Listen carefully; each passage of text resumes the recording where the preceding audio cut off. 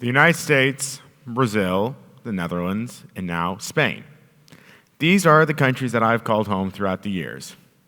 Now, as someone with an international background, it's amazing how I've seen firsthand how people, despite cultural and national differences, can still come together and form a community. Now, before you ask, I'm going to answer your question for you. Why am I just telling you this? What does it matter? Well, it matters because it's really what I want to talk about today.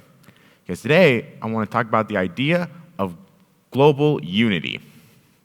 Now, when I say global unity, I don't mean the abolition of borders and all of us singing Kumbaya together. No. I'm talking about something a bit more realistic. I'm talking about a world where despite political, religious, and cultural differences, we can still unite for the betterment of mankind. This idea of global unity was first introduced to me when I moved to the Netherlands, studying at the International School of Utrecht. There, I was introduced to a variety of cultures, variety of nationalities, sometimes even opposing nationalities. However, despite major differences in how we were brought up and our backgrounds, my group of friends and I were still just that, a group of friends. We still hung out together on the weekends, we still studied together, and most importantly, we still grew and developed together as people. Just for you to get an idea of the diversity of this group. Behind me is a photo of me and some of my friends. I'm the one with the orange vest. Thankfully, I only wear navy vests now. Right next to me is my friend in the light shirt. His name's Owen. He is South African. My friend in the red shirt next to him, that's Theo. He's Greek. My friend in front of me, that's Saad, Pakistani. And my friend next to him with the vest, that's Lucas. He is French Malagasy. Not a single one of us had a matching passport, yet we were still very close friends.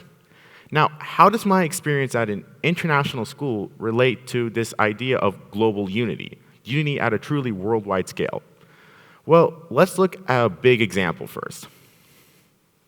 Now, that photo behind me, you might be thinking, is a photo you one time saw in your history textbook, and let's be honest here, you didn't think twice about. Well, it's actually a lot more than that. That is U.S. President Harry S. Truman signing the legislation that would have the United States officially join the North Atlantic Treaty Organization, also known as NATO. Now, NATO was built on this idea of global unity. It was built on the idea that countries, regardless of cultural previous conflicts, regardless of history, could still unite to deter a common enemy. And if we look at it now, this idea worked. NATO has deterred wars, toppled authoritarian regimes, and served as a guard for the free world, so to speak. Now let's look at an example a little bit closer to home, huh? We've all heard of the COVID vaccines, Pfizer-BioNTech, Oxford-AstraZeneca, and we know we can thank scientists for them, but we can also thank diplomats and this idea of global unity. Pfizer-BioNTech, a product of German and US scientists working alongside one another.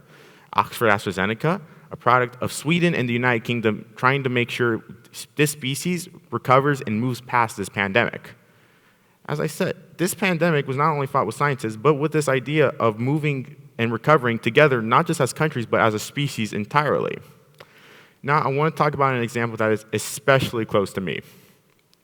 In the Netherlands, as I said, I went to an international school. And there, I think I learned one of the most important lessons in my life so far. And as I said, I have a very diverse group of friends from various nationalities, cultures, religions, etc. And I learned that our differences were not our weaknesses, but in fact our greatest strengths. By having different backgrounds, we had different perspectives, which meant we had different ways to look at obstacles and challenges. Let's say we had a Spanish project, for example. My perspective as an American might challenge me in how we're going to solve a project, but my Vietnamese friend's perspective might make it easier for him to solve such a challenge. It shows how our differences let us look at things differently and eventually solve them. Now, imagine this at a truly worldwide scale. Imagine what we as a species could do. We'd be almost unstoppable, a force to be reckoned with. The days of bickering over policy would end, and we would be able to tackle the real challenges. Climate change, pandemics, poverty, we'd be one step closer to solving them. Now, before I head out, I'd like to issue all a challenge.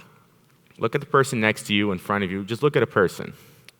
Now, I want you to picture yourselves in their shoes, not just right now, but try to think living their daily life.